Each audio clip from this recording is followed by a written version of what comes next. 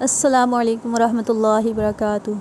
اللہ رب العزت قرآن پاک میں ارشاد فرماتے ہیں وَمَا آتَاكُمُ الرَّسُولُ فَخُذُوهُ وَمَا نَهَاكُمْ عَنْهُ فَانْتَهُوا، جو رسول تمہیں دیں اسے لے لو اور جس سے رسول تمہیں منع کریں اس سے رک جاؤ۔ تین شخص ازواج مطہرات کے گھر پر آتے ہیں۔ اللہ کے رسول صلی اللہ علیہ وسلم کی عبادت کی کیفیت ان سے معلوم کرتے ہیں کہ اللہ کے رسول کس طرح عبادت کیا کرتے تھے، کتنی عبادت کیا کرتے تھے۔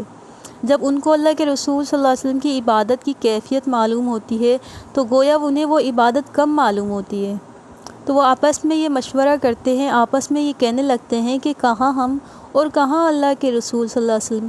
اللہ تعالیٰ نے تو اللہ کے رسول سے اپنے رسول کی اگلے پچھلے تمام گناہ معاف کر دیے ہیں، ہمیں تو بہت زیادہ اللہ کی عبادت کرنی چاہیے۔ اس پر ایک صحابی یہ ارادہ کرتے ہیں کہ میں پوری رات تہجد پڑھتا رہوں گا، کبھی بھی سوؤں گا نہیں پوری رات۔ دوسرے یہ ارادہ کرتے ہیں کہ میں عمر بھر روزہ رکھتا رہوں گا، کسی دن بھی روزے سے ناغہ نہیں کروں گا۔ تیسرے یہ کہتے ہیں کہ میں دنیا کی جھنجھٹ سے بچنے کے لیے کبھی بھی نکاح نہیں کروں گا۔ جب اللہ کے نبی صلی اللہ علیہ وسلم کو ان کی یہ باتیں، ان کے یہ ارادے معلوم ہوتے ہیں تو آپ خطبے کے لیے کھڑے ہو جاتے ہیں۔ اللہ تعالیٰ کی آپ حمد و ثنا بیان کرتے ہیں، پھر فرماتے ہیں کہ کیا بات ہے کہ لوگ ایسے ایسے ارادے کرتے ہیں۔ اللہ کی قسم میں تم سے سب سے زیادہ اللہ سے ڈرنے والا ہوں، اللہ کا خوف رکھنے والا ہوں، اس کے باوجود میں نفلی روزے رکھتا بھی ہوں اور چھوڑ بھی دیتا ہوں، رات کو تہجد پڑھتا بھی ہوں اور سو بھی جاتا ہوں، اور اللہ کی عبادت بھی کرتا ہوں اور بیوی بچے بھی رکھتا ہوں۔ سن لو اور یاد رکھو کہ میری سنت سے، میرے طریقے سے، میرے افعال سے جو بھی روگردانی کرے، ان سے جو بھی بے رغبتی کرے گا وہ مجھ سے نہیں ہے، میرا امتی نہیں ہے۔ تو یہ اللہ کا فضل ہے کہ اگلی شریعتوں میں جس طرح رہبانیت تھی، ترک دنیا تھی، اس سے ہماری شریعت پاک ہے۔ یہ شریعت، ہماری شریعت عادل شریعت ہے جو ایک طرف اللہ کے حقوق کی ادائیگی انسان کو سکھلاتی ہے تو دوسری طرف اللہ کے بندوں کے حقوق کی ادائیگی بھی سکھلاتی ہے۔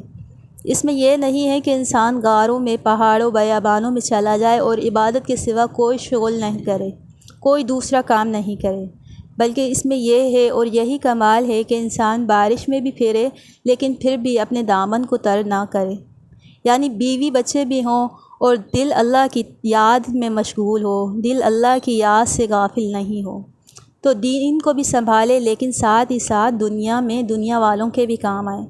بس یاد رکھیں کہ بیوی بچے اور شوہروں اور بیوی بیٹے بیٹیوں کے حقوق کی ادائیگی بھی اعلیٰ عبادت ہے، اور ساتھ ہی ساتھ دوسری بات پر بھی غور فرما لیں کہ کام خواہ کتنا ہی اچھا ہو، کتنا ہی بہتر کیوں نہ ہو، اگر وہ سنت کے مطابق نہیں ہے تو وہی کام برے سے برا ہے۔